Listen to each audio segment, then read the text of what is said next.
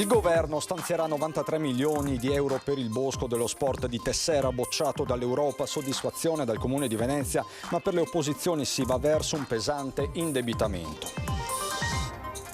Paura ieri sera a Eraclea Mare quando un trenino turistico per un errore umano si è ribaltato, tra i 14 feriti anche 2 bimbi di 1 e 9 anni. Giordano Sanginiti è morto per colpa delle condizioni pessime della strada. Una perizia richiesta dal GIP incastra Veneto Strade sull'inchiesta per la morte del 21enne studente di medicina di Milano. Borseggiatrice 23enne di nazionalità croata condannata dal giudice a risarcire con 200 euro la sua vittima per non finire in galera e scontare 1 anno e 6 mesi di reclusione. Individuati e presi gli autori delle scritte contro Brugnaro, si tratta di 3 minorenni. La Procura della Repubblica dei minori li ha indagati per minaccia a un corpo politico e imbrattamento. Taglio del nastro questa mattina alle 8 per il nuovo cavalcavia tra Mestre e Marghera. Ci sono voluti 3 anni di cantieri per l'opera dal costo di 21 milioni di euro, di cui 17 finanziati dal Ministero. A Chioggia multa di 75 euro ai turisti che girano in bikini o torso nudo per la città. Il sindaco Ormelao vara così una stretta sulle mise anti-decoro.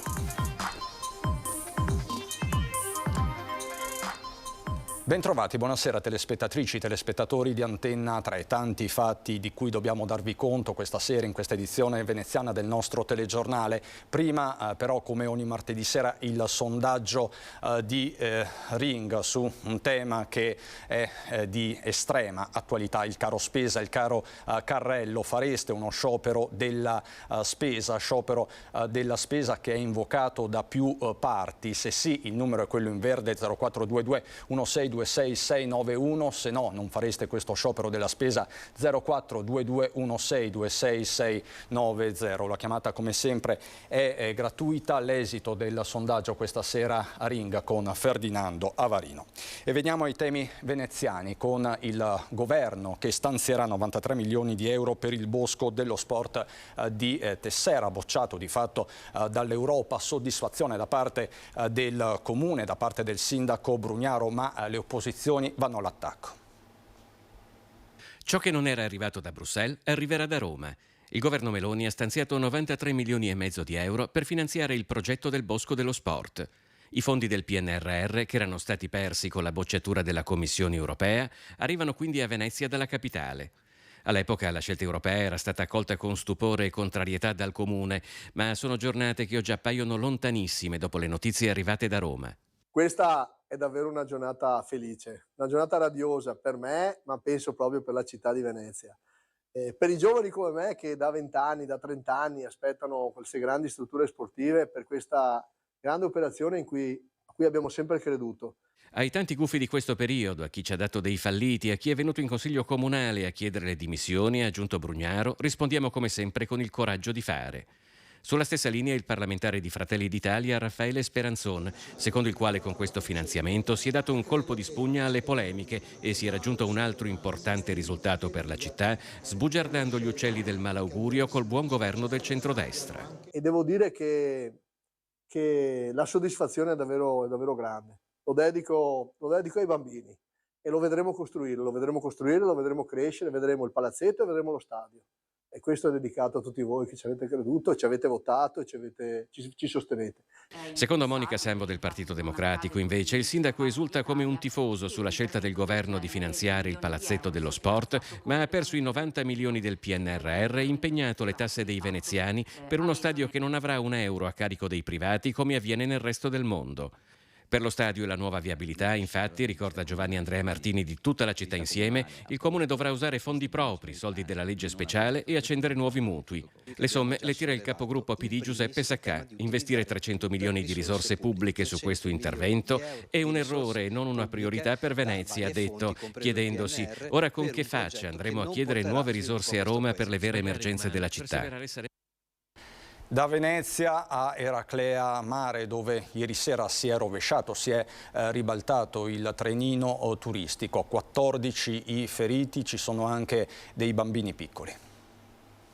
Risultato negativo all'alcol test a 61 anni di Spresiano nel Trevigiano, l'autista del trenino turistico che si è rovesciato ad Eraclea Mare lungo la stazione delle Corriere in via Livenzuola 9. Errore umano, ammette oggi con un comunicato SAP la ditta di autotrasporti che da 12 anni gestisce il trenino della Pineta. Errore in corso di accertamento da parte dei carabinieri di San Donà ed Eraclea, con il PM incaricato delle indagini, Antonia Sartori, che ha aperto un fascicolo in procura. Da verificare se l'incidente è accaduto per una imperizia dell'autista di manutenzione del mezzo, ovvero a causa dell'alta velocità del trenino, che può raggiungere al massimo i 25 km/h, e anche per le eventuali cattive condizioni dell'asfalto, visto che uno dei due vagoni si sarebbe rovesciato proprio dopo la curva attorno all'autostazione, con una delle ruote venuta a contatto con un tombino. Ed è qui che si è rovesciato il trenino, ancora visibili le tracce di sangue dei 14 feriti.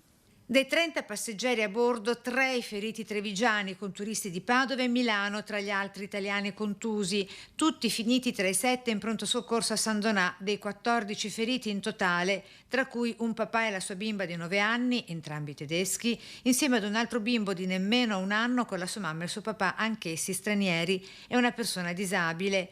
Quest'ultimo con una grossa ferita insieme ad altri 2 anziani che hanno avuto una prognosi di 40 giorni, mentre i restanti hanno riportato ferite e contusioni fortunatamente di lieve entità. Da parte mia ho prestato subito soccorso accertandomi non vi fossero feriti gravi, le prime dichiarazioni dell'autista. Il trenino ora è stato posto sotto sequestro. Per adesso il servizio è sospeso, anche perché con FAP vediamo se ripristinarlo e effettivamente quello che andremo a concordare di fare con questo trenino. È un peccato perché è un servizio che piaceva tanto ai turisti, sia ai grandi che ai bambini.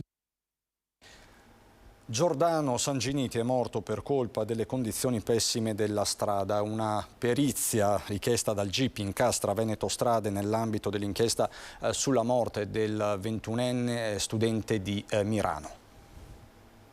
Giordano Sanginiti è rimasto ucciso per colpa esclusivamente delle profonde ed estese buche nell'asfalto della nuova strada regionale del Santo.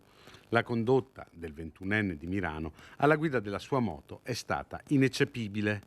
A dirlo la perizia di parte effettuata dai tecnici nominati dal giudice per le indagini preliminari che confermano la tesi dei genitori del giovane morto lo scorso 4 febbraio all'altezza dell'uscita di Cadoneghe lungo la strada regionale del Santo. Queste le conclusioni della consulenza tecnica che vedono nell'incuria del manto stradale la causa dell'incidente mortale. La perizia era stata disposta nell'ambito dell'incidente probatorio. I risultati sono stati discussi nell'udienza in tribunale a Padova. Giordano Sanginiti, studente di medicina proprio nell'Ateneo Patavino, è stato disarcionato dalla sua moto dopo aver centrato con la gomma una buca profonda sull'asfalto. I suoi genitori hanno puntato fin da subito il dito contro le condizioni della strada e contro un cartello che solo a ridosso segnalava la presenza della buca pericolosa. La famiglia del giovane presenterà ora un esposto. Nel fascicolo aperto per omicidio stradale sono stati iscritti 2 funzionari di Veneto Strade.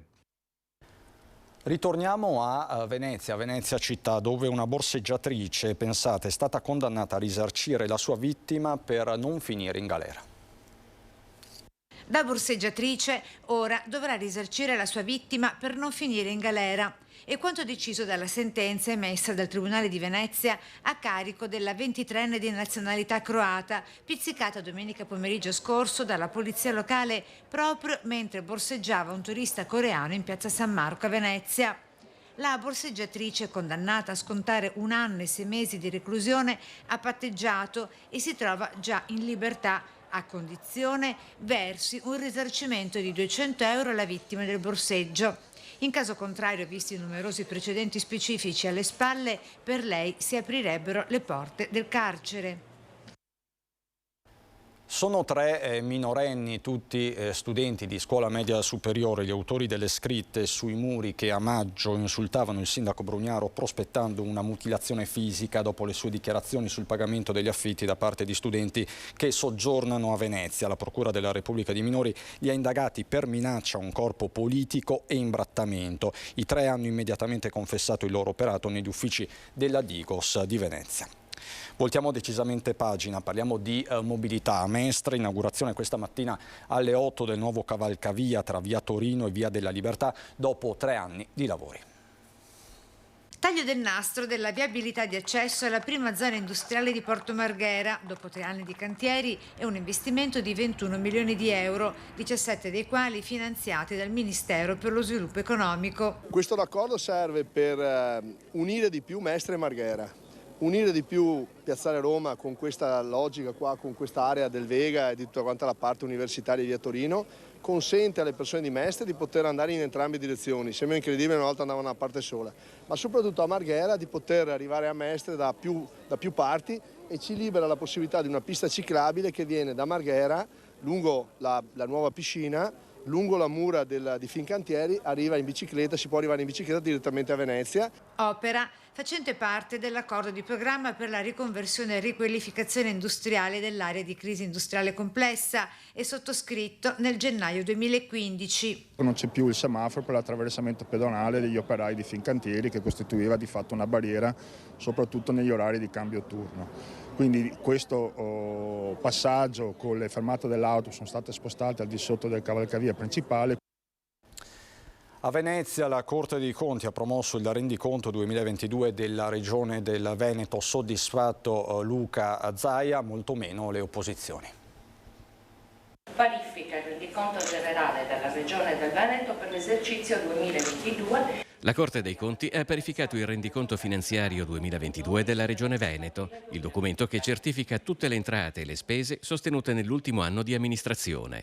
Soddisfatto il presidente Zaia, presente nella sede di Rialto assieme a gran parte della Giunta. Si può sempre migliorare, però siamo felici anche perché è stata una bella parifica, è stato soprattutto sottolineato il grande lavoro che si fa. Poi è ovvio che è tutto migliorabile, si può fare sempre di più, però oggettivamente abbiamo preso in mano una regione che se avessi dovuto parificare 10-15 anni fa sarebbe stata una parifica molto difficile.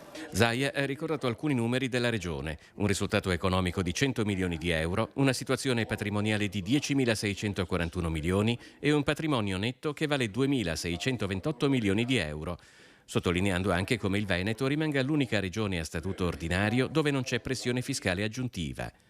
Diverso il commento del Partito Democratico Veneto, presente con la capogruppo Vanessa Camani e il consigliere Andrea Zanoni, che ricordano alcune indicazioni critiche avanzate dalla Corte. Il tema delle Olimpiadi, che continua a essere una grande incognita per quanto riguarda la nostra regione, sia nel senso dei risultati che degli impegni economici, e poi in generale la grande questione del perimetro sanitario. Riteniamo totalmente insufficiente la lettura del presidente Zaia, che continua a raccontare di una sanità veneta dove va tutto a gonfie vele e dove non ci sono liste d'attesa. Ma a Venezia il discorso si allarga anche a tematiche nazionali, come il recente intervento del governo circa il potere di controllo della Corte dei Conti sul PNRR, una polemica ricordata nella sua requisitoria dal procuratore regionale della Corte dei Conti Ugo Montella. Il ruolo della Corte è una garanzia per le istituzioni, perché mette al riparo da eventuali censure in sede giurisdizionale e quindi da responsabilità. Allora non ho capito proprio invece sul controllo concomitante tutta questa polemica che si è innestata laddove i nostri stessi padri fondatori erano ben consapevoli del ruolo della Corte come sostegno dell'amministrazione. Intanto la Corte Costituzionale ha dichiarato illegittimo un articolo della legge regionale che proroga fino al gennaio 2024 la possibilità di assumere personale medico privo di specializzazione che abbia almeno maturato 4 anni di servizio nei pronto soccorso ospedalieri. Di fronte a questa nuova bocciatura, hanno commentato le consigliere Dem, Zottis, Bigone e Luisetto, ci attendiamo un reale cambio di marcia, azioni serie di programmazione e stanziamenti di risorse, non alchimie normative regolarmente cassate perché palesemente illegittime. Questo quindi il nuovo fronte che si sta aprendo in queste ore. E a proposito di nuovi fronti, stabilimenti balneari veneziani pronti al ricorso collettivo contro l'aumento dei canoni demaniali marittimi. Il ricorso, già presentato da un concessionario di Rosolina Mare nel Delta, è stato accolto dal Consiglio di Stato. Il Consiglio di Stato ha accolto il ricorso presentato da un concessionario demaniale di Rosolina Mare, sospendendo l'aumento del 25% dei canoni demaniali deciso a dicembre dal Ministero delle Infrastrutture. Union Mare Veneto, secondo cui ci vorrebbe una riorganizzazione organica del settore e non degli scatti in avanti come il decreto di dicembre, annuncia ulteriori azioni contro gli aumenti. Per il momento questo provvedimento è stato sospeso solo per l'azienda che ha presentato questo ricorso, ed è proprio per questo che abbiamo già preso contatto anche con l'Agenzia del Demanio, proprio per avviare un'azione collettiva e per far sì che tutti i concessionari che afferiscono al nostro sistema possano nei prossimi giorni presentare un ricorso pluralistico e collettivo. Il Veneto ha un tessuto imprenditoriale balneare composto principalmente da maxi concessionari ed è quindi la regione che paga più canoni demaniali. Prima i Bibbione Spiagge con oltre 600.000 euro di canone annuo che avrebbero un incremento di 150.000 euro. Tra gli altri ci sono Caorle, 300.000 euro, e il Lido di Venezia, 250.000. Stiamo indubbiamente vivendo una stagione molto difficile, probabilmente la più difficile degli ultimi anni. Il mese di giugno si è chiuso in maniera abbastanza generalizzata con il segno meno, ma è inevitabile dopo alcune stagioni fortemente condizionate dalla difficoltà di muoversi per i problemi legati alla pandemia. È ripartito il corto medio raggio. Confidiamo adesso che questi 2 mesi di centrali, che il mese di settembre ci possano permettere di ripartire e di ottenere dei risultati in linea con le stagioni precedenti. Andiamo a San Stino di Livenza, ma subito dopo la pubblicità, fra poco.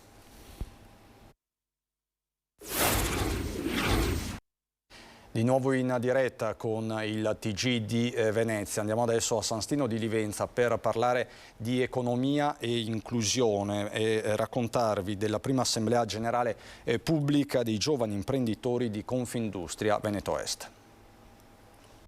La fabbrica del domani che ritorni attrattiva per i giovani è il tema su cui i giovani imprenditori di Confindustria Veneto Est hanno deciso di incentrare la loro prima assemblea generale pubblica svolta nei giorni scorsi proprio in un'azienda, la Dalben di San Stino di Livenza. Il tema della fabbrica è un tema un po' ignoto soprattutto alle giovani generazioni, e quindi c'è un primo problema che è di narrazione da parte delle imprese, in particolare delle industrie e delle fabbriche, di raccontare come sono, perché altrimenti lo stereotipo è che la fabbrica, uno va in fabbrica e fa lavoro sporco, ripetitivo, alienante, mentre anche girando questa fabbrica si può vedere che non è proprio così. Chi si affaccia oggi sul mercato del lavoro ha esigenze e aspettative differenti rispetto al passato. Non è vero che non danno importanza al lavoro, danno importanza ma in misura inferiore rispetto alle generazioni precedenti, perché assieme al lavoro danno importanza ad altri aspetti come la possibilità di conciliare la vita professionale con quella personale,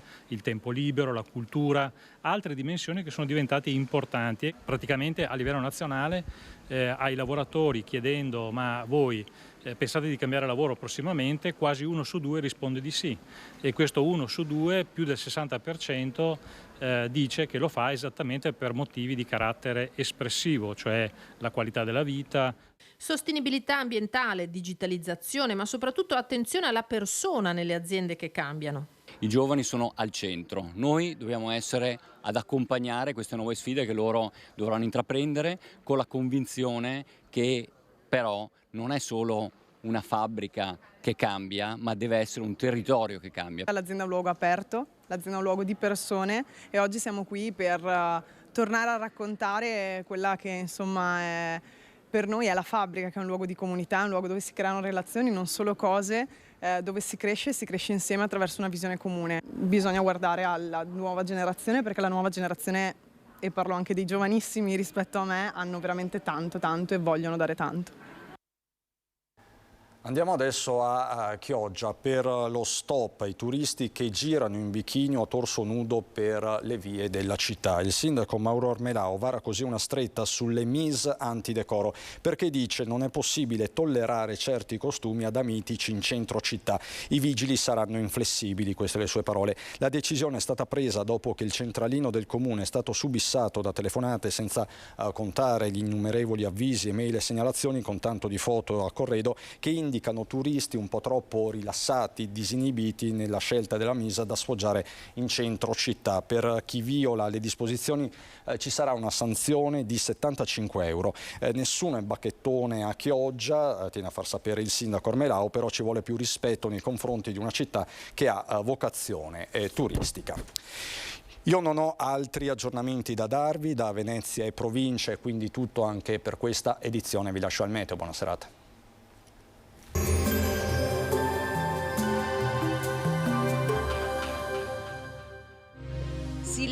Legnami, le migliori soluzioni personalizzate per la vostra casa e giardino. Bentrovati al meteo. L'anticiclone africano avanza gradualmente dal sud verso il centro, nord ancora lambito da correnti instabili. Vediamo insieme il dettaglio di mercoledì 5 luglio. Sul Veneto la pressione non è ancora forte, pertanto la giornata sarà contraddistinta da una mattinata con bel tempo prevalente. Il pomeriggio invece vedrà lo scoppio di temporali sui settori alpini, localmente su quelli prealpini e anche sulle pianure limitrofe.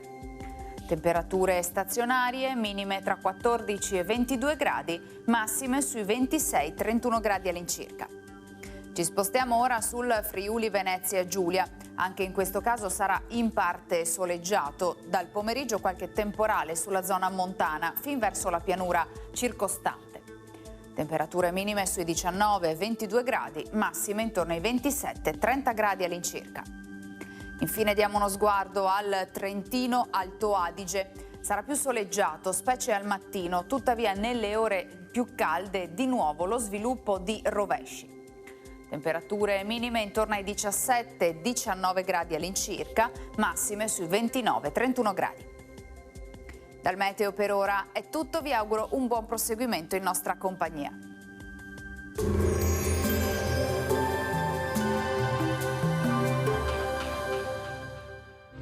Silea Legnami, le migliori soluzioni personalizzate per la vostra casa e giardino.